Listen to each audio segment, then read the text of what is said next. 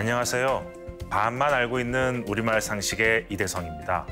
이번 시간에는 남북의 언어가 어떻게 달라졌는지 살펴보고 남북 언어의 통합을 위해 우리가 할 일은 무엇인지 이야기해 보려고 합니다.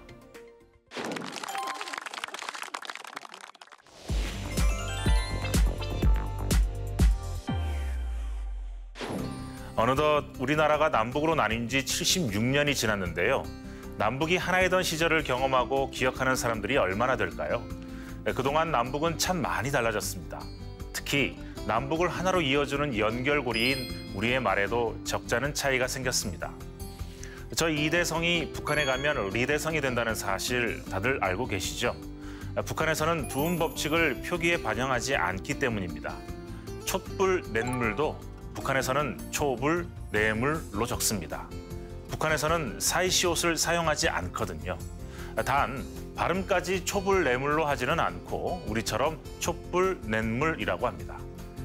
자음 글자와 모음 글자의 순서, 즉 자모순도 남북이 다른데요.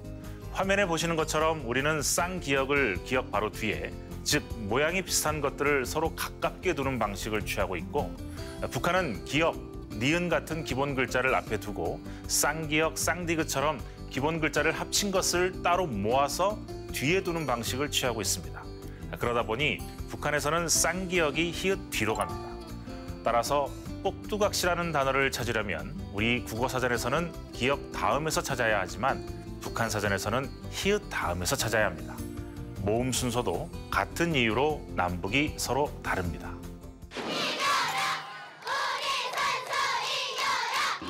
평양 곳곳에선 아이들의 축제가 벌어졌습니다. 팔도를 제자리에 북한은 북한이라는 말도 싫어하는데요.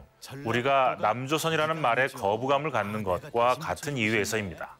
그런데 북한에서는 북한이라는 말뿐만 아니라 이 한이 들어간 말은 거의 쓰지 않는데요. 한글, 한복, 한옥, 한국어, 한반도와 같은 말도 조선글, 조선옷, 조선집, 조선말, 조선반도로 바꾸어 쓰고 있답니다. 한민족이라는 말도 조선민족이라고 하고요. 남북을 나눠놓은 휴전선, 딱 한 발짝에 불과하지만 76년이 흐르는 동안 남북의 언어 문화는 이렇게 달라졌습니다. 아, 도시락. 북한 말로는 곽밥인데요. 곽밥 북한에서는 인사치레로 하는 말, 가령 나중에 밥 한번 같이 먹어요 와 같은 말을 잘 하지 않는다고 하는데요. 탈북민들이 맨 처음 한국에 와서 이런 말을 들었을 때 같이 밥 먹자고 해놓고는 왜 연락을 안 하지? 라고 생각하고 끝내 연락이 없으면 약속을 지키지 않는 사람으로 오해를 했다고 합니다. 또 우리가 완곡한 거절의 표현으로 말하는 나중에 연락할게 라는 말도 북한 사람들은 정말 연락이 올 줄 알고 기다린답니다. 그리고 우리가 자주 쓰는 미안합니다, 고맙습니다 같은 말도 북한에서는 정말 큰 잘못을 했거나 크게 감사할 일에만 사용하는데요. 마땅히 할 일을 하는 것이므로 미안할 것도 고마울 것도 딱히 없다는 사회주의적인 문화가 반영된 것이라 해석이 됩니다. 손동무! 잘 계셨나요?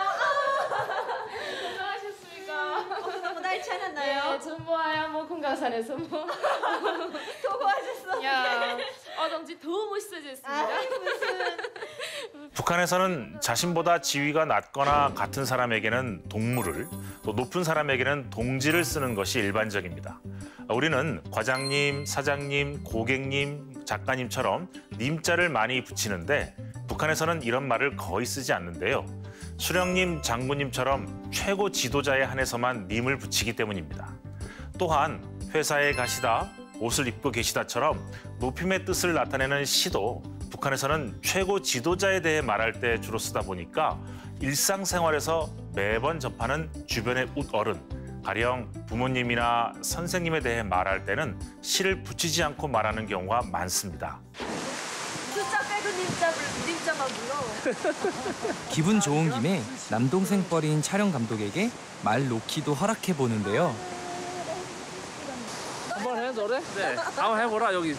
우리가 보기에는 예의가 없는 것처럼 보일 수 있는데요. 말을 그렇게 한다는 것이지 정말 예의가 없는 건 아닙니다. 이렇듯 서로의 차이와 그 차이가 생긴 이유를 미리 알아두면 훗날 우리가 다시 하나가 되었을 때 도움이 되지 않을까요?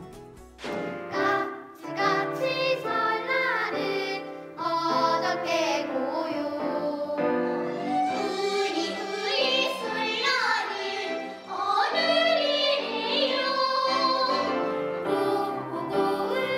언어가 아무리 달라졌다고 해도 남북이 함께하는 자리에 통역이 필요하지 않고 또 대화를 이어가다 보면 가슴이 뜨거워지는 것은 여전합니다.